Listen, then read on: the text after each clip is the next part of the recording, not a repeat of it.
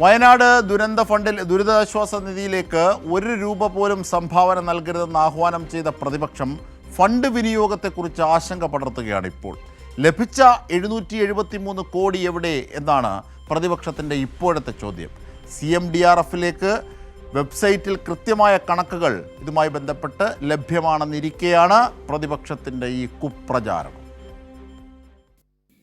വയനാടിനായി എത്ര രൂപ ലഭിച്ചുവെന്നോ അത് എങ്ങനെയൊക്കെ ചെലവഴിച്ചുവെന്നോ കണക്കില്ല എന്നാണ് പ്രചരണം. എന്നാൽ ലഭിച്ച തുകയുടെയും ചെലവാക്കിയ തുകയുടെയും കൃത്യമായ കണക്ക് വെബ്സൈറ്റിൽ ലഭ്യമാണ്. വയനാടിന് മാത്രമായി മുഖ്യമന്ത്രിയുടെ ദുരിതാശ്വാസ നിധിയിലേക്ക് ആകെ ലഭിച്ചത് 773.98 കോടി രൂപയാണ്. അത് കോടതിയുടെ നിർദ്ദേശപ്രകാരം പ്രത്യേക അക്കൗണ്ടിലാണ് സൂക്ഷിച്ചിരിക്കുന്നത് എന്നതിനാൽ മറ്റൊരാവശ്യത്തിനും ഈ തുക വിനിയോഗിക്കാനുമാവില്ല. ചെലവാക്കിയ പണത്തിൻ്റെ ഇനം തിരിച്ചുള്ള കണക്കും വെബ്സൈറ്റിൽ വിശദമായുണ്ട്. ടൗൺഷിപ്പിനായി സ്ഥലം വാങ്ങിയ വകയിൽ എൽസ്റ്റൺ എസ്റ്റേറ്റിന് കോടതി നിർദ്ദേശപ്രകാരം നൽകിയത് 43.56 കോടി രൂപ. ടൗൺഷിപ്പിൽ വീട് ആവശ്യമില്ലെന്ന് പറഞ്ഞ കുടുംബങ്ങൾക്ക് 15 ലക്ഷം രൂപ വീതം നൽകിയ വകയിൽ 13.91 കോടി രൂപ. കരാറുകാരന് മൊബിലൈസേഷൻ അഡ്വാൻസായി നൽകിയത് 39.8 കോടി രൂപ. ദുരന്തബാധിതരുടെ വായ്പ എഴുതിത്തള്ളാൻ കേന്ദ്രം വിസമ്മതിച്ചപ്പോൾ സംസ്ഥാനം വായ്പ അടച്ചു തീർത്ത വകയിൽ 18.76 കോടി രൂപ.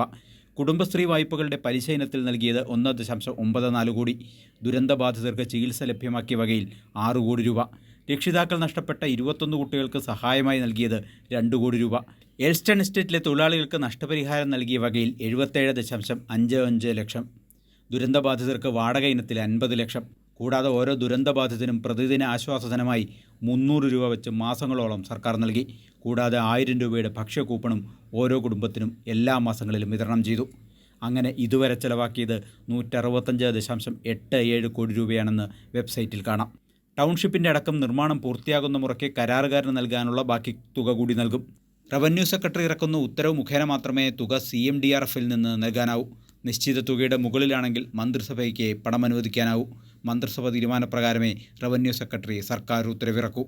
CMDRFും അതിലെ പ്രത്യേക വിഭാഗമായ വയനാട് ദുരന്ത ഫണ്ടും എത്രമാത്രം സുതാര്യമാണെന്ന് ഈ കണക്കുകളിൽ നിന്ന് വ്യക്തമാകും. മറ്റൊരാവശ്യത്തിനും വയനാട് ദുരന്ത ഫണ്ട് ചെലവഴിക്കാനാവില്ല എന്നിരിക്കെയാണ് വകമാറ്റുന്നു എന്നാരോപിച്ച് പുകമറ സൃഷ്ടിക്കുന്നത്.